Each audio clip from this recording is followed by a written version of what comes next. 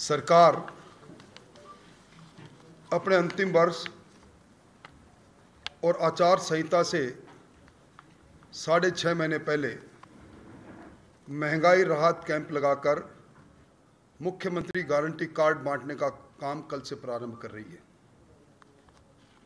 जिस जन घोषणा पत्र को इन्होंने पहले कैबिनेट की बैठक में सरकार का अधिकृत दस्तावेज करार किया था, उस जन घोषणा पत्र के पृष्ठ 38 में इन्होंने तत्समय दिसंबर 2018 से पहले राजस्थान के लोगों से वादा किया था कि वो प्रदेश के अंदर महंगाई नियंत्रण हेतु आवश्यक और प्रभावी कदम उठाएंगे। देर आए दुरुस्त आए, 4 साल 4 महीने तक सरकार को याद नहीं आया कि जन घोषणा पत्र में उन्होंने राजस्थान में महंगाई नियंत्रण के लिए जो कदम उठाने थे उस पर वो कोई योजना बनाते। और इसी प्रकार उन्होंने जन घोषणा पत्र में ये कहा था कि हम रसोई गैस की कीमतों के नियंत्रण के लिए प्रभावी काम करेंगे और पेट्रोल और डीजल को जीएसटी के दायरे में लाएंगे। सरकार को अपनों से ही राहत नहीं मिलती। आज जनता को राहत दिलाने से पहले सरकार अगर अपनों से राहत ले लेती तो उचित होता। राज्य के पूर्व उप मुख्यमंत्री जी का ये बयान कि हमने सरकार पटवारी अधिकारी और बड़े अधिकारियों पर कार्रवाई करने के लिए नहीं बनाई थी। आरपीएससी कलंकित हुई है। बाबूलाल कटारा जो पकड़े गए और उन्होंने जिस प्रकार गिरोह बनाकर आरपीएससी में नौकरियों की लूट की छूट दी है, उस पर सचिन पायलट जी का ये बयान, तो उसी बयान के साथ मैं जोड़ता हूं कि ये बाबूलाल जी कटारा को नामजद मुख्यमंत्री जी के हस्ताक्षर से ये हुए। क्या कारण है कि एक सांख्यिकी अधिकारी जो बीडीओ के पद पर रहते हुए भी विवादों में आए, अचानक उन्हें इस पद पर बैठाया गया। ये वही कारण है। आपको स्मरण होगा पिछले कार्यकाल में आरपीएससी के चेयरमैन हबीब खान थे। हबीब खान आरएस का तत्कालीन समय में पेपर लीक हुआ, उनके खिलाफ मामला बना। इनको भी नामजद अशोक जी गहलोत ने किया था।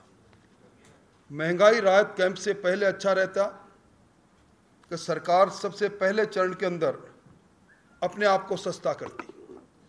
आज राजस्थान के अंदर सुविधा शुल्क जितना आम जनता से वसूल किया जा रहा है, सरकार की सरपरस्ती में भ्रष्टाचार मुंह बाए हुए हैं। और ये मैं नहीं कह रहा, ये ट्रांसपेरेंट इंटरनेशनल सर्वे की जो रिपोर्ट थी 2021 की, जिसमें ये कहा गया कि 67% लोग जिनका सरकार से वास्ता पड़ा उन्होंने रिश्वत दी। और दूसरा सर्वे जो रिश्वत जोखिम मैट्रिक्स 2022 का था, उसमें यह माना कि 78% लोग जिसका सरकार से काम पड़ा उनको रिश्वत देनी पड़ी। आज आवश्यकता क्या है? ये गर्मी का माहौल और इसके अंदर जो बजटीय घोषणा सरकार ने की थी, बजट की पवित्रता है। जो घोषणा बजट में की जाती है वो स्वतः ही 1 अप्रैल से लागू हो जाती है। सरकार ने उन बजटीय घोषणाओं को लागू करने के बजाय उनकी तिथियां बढ़ाई।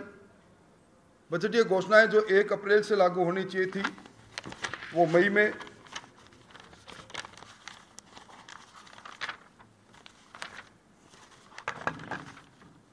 जिस तरह ये जो इन्होंने कहा था हम 1 अप्रैल से मुख्यमंत्री निःशुल्क अन्नपूर्णा योजना के फूड पैकेट्स देंगे, अब 25 मई से प्रारंभ करने की इन्होंने बात कही है। इस पर भी कर नहीं पाएंगे।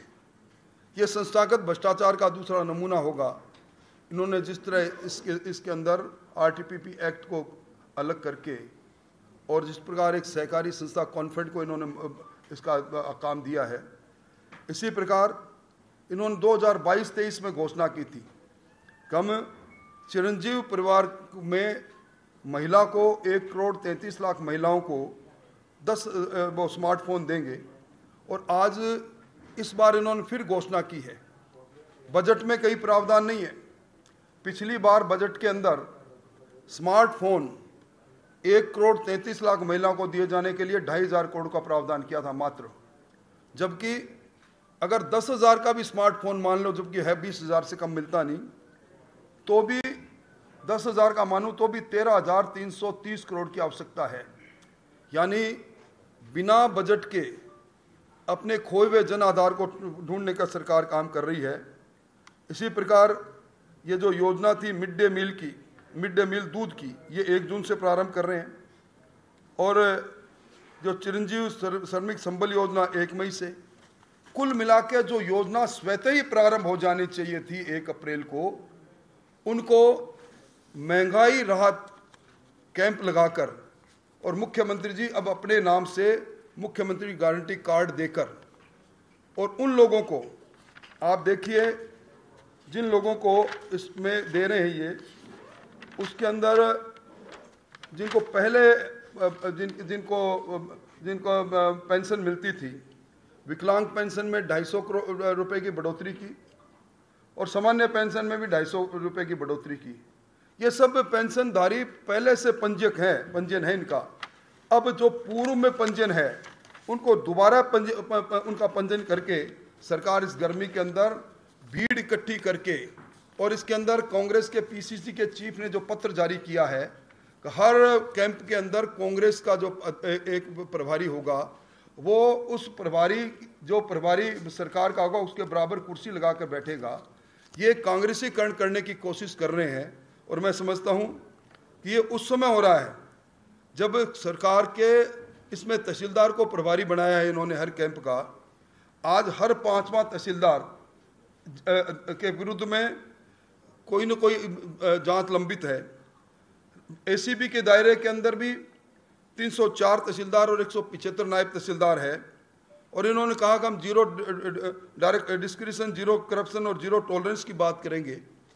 एसीबी ने जिन 557 कार्मिकों को भ्रष्टाचार के अंदर आरोपित किया, उनकी अभियोजन स्वीकृति जारी नहीं करना, यह स्पष्ट संकेत दे रहा है कि सरकार एक तरफ भ्रष्टाचार के विरुद्ध लड़ाई का ऐलान करती है, दूसरी रास्ते से उन भ्रष्ट अधिकारियों को पनाह भी देती है।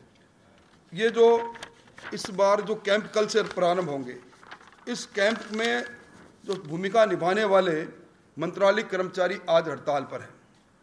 700 तहसीलदार, 1100 नायब तहसीलदार, 4,121 गिरदावर और 12,000 पटवारी हड़ताल पर हैं। 11,000 से ज़्यादा ग्राम विकास अधिकारी हड़ताल पर है, 6,000 से ज़्यादा सूचना सहायक हड़ताल पर है, और 11,285 सरपंचों ने भी अपने ग्राम पंचायतों को ताला लगाकर इन कैंपों का बहिष्कार किया है। ये मंत्रालय कर्मचारी हड़ताल पर इसलिए हैं कि 14 सितंबर 2021 को महासंघ के साथ सरकार ने लिखित में समझौता किया। ग्राम विकास अधिकारी इसलिए हड़ताल पर है कि 11 दिसंबर 2021 को ग्राम विकास अधिकारी यूनियन के साथ सरकार ने लिखित में समझौता किया।